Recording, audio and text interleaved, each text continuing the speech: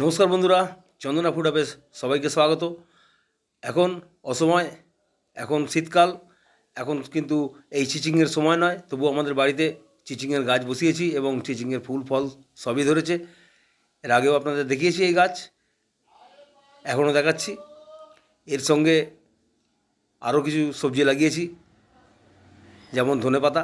এই শীতের সিজনে ধনেপাতার খাওয়াটা অবশ্যই জরুরি, কারণ স্বাস্থ্যকর পরিপাকতন্ত্র বজায় রাখতে সাহায্য করে এটি, আর হার্টের স্বাস্থ্যের উন্নতি করে, ভালো কোলেস্টেরল বাড়ায়, খারাপ কোলেস্টেরল কমাতে সাহায্য করে এই ধনেপাতা।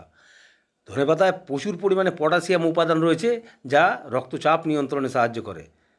বন্ধুরা, এই ধনেপাতা হজমেও সাহায্য করে এবং পেট ফাঁপাতেও খুব ভালো কাজ করে এবং ডায়রিয়া কমাতে সাহায্য করে, প্লাস এতে প্রচুর পরিমাণে অ্যান্টি ডায়রিয়াল এবং কার্মিনেটিভ বৈশিষ্ট্য রয়েছে। তাই ধনেপাতা খাওয়া অবশ্যই দরকার। এটা আমরা বলছি না, এটা বিজ্ঞান বলছে। তা যাই হোক বন্ধুরা, আজকের এই চাষের ধনেপাতা তার খাওয়ার আমেজই আলাদা। তাই চাষের ধনেপাতা দিয়ে আপনাদের একটি রেসিপি দেখাবো, শেয়ার করব আপনাদের সঙ্গে।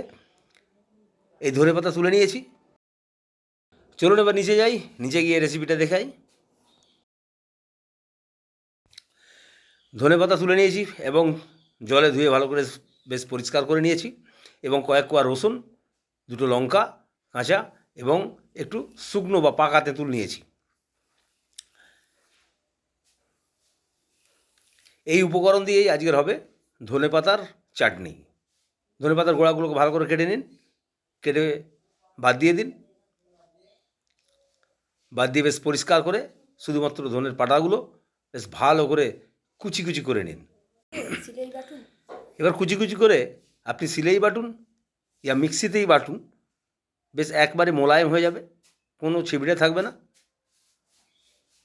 এইভাবে কুচি কুচি করে নিয়েছি আমি। তারপরে এই তেঁতুলটা শুকনো হয়ে গেছে, যার ফলে একটু ভিজিয়ে দিন জল দিয়ে। তেঁতুলটা ভিজে গেলে পরে গুলতে সাহায্য হবে। তারপর আপনি শিলেই বাটুন আর মিক্সিতে বাটুন। আমি এখানে শিলে বাটছি। বাটার সময় ধনেপাতার সঙ্গে রসুনের কোয়াগুলো এবং কাঁচা লঙ্কা দিয়ে ভালো করে বেটে নিন।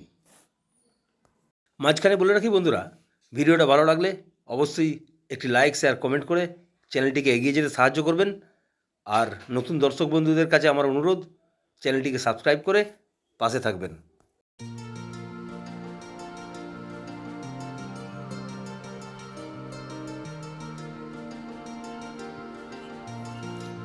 ধনেপাতাটা বাটা হয়ে গেছে রসুন কাঁচা লঙ্কা দিয়ে। আর বিলম্ব না করে শিল থেকে পাত্রে তুলে নিন।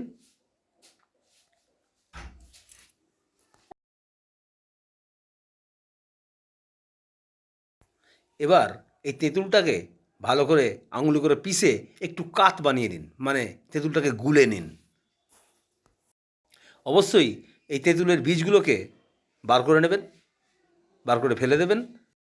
পাকা তেঁতুল কিন্তু কোষ্ঠকাঠিন্যের জন্য খুব উপকার। দেখুন ঠিক এইভাবে তেঁতুলের কাত তৈরি করে নিয়েছি।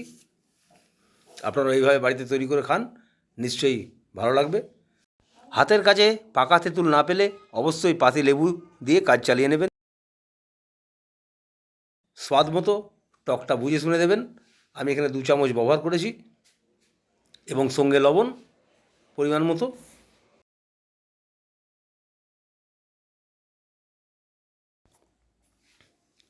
এবং সর্বশেষে 1 চামচ মতো সরষের তেল কাঁচা দিয়ে দেবেন।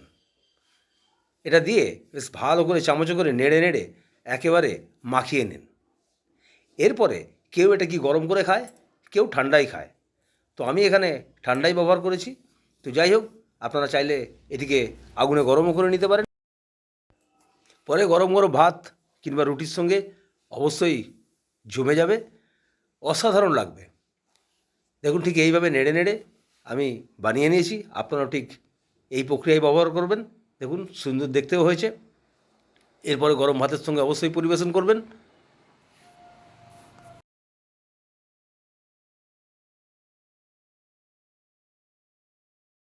তো বন্ধুরা, এতক্ষণ তো আপনাদের দাদা রেসিপিটা তৈরি করলো। তো এখানে এবারে গরম গরম ভাত নিয়ে বসে পড়ুন, এক থালা ভাত, আর এই চাটনিটা দিয়ে খান, আর কিছুই লাগবে না। অসম্ভব সুন্দর খেতে, মানে দারুণ। আবারও বলি বন্ধুরা, তো আজকের রেসিপিটা যদি ভালো লাগে তাহলে প্লিজ আমার চ্যানেলটিকে লাইক, শেয়ার এবং সাবস্ক্রাইব করে আমার পাশে অবশ্যই থাকবেন। সবাই সুস্থ থাকুন, ভালো থাকুন, ধন্যবাদ বন্ধুরা।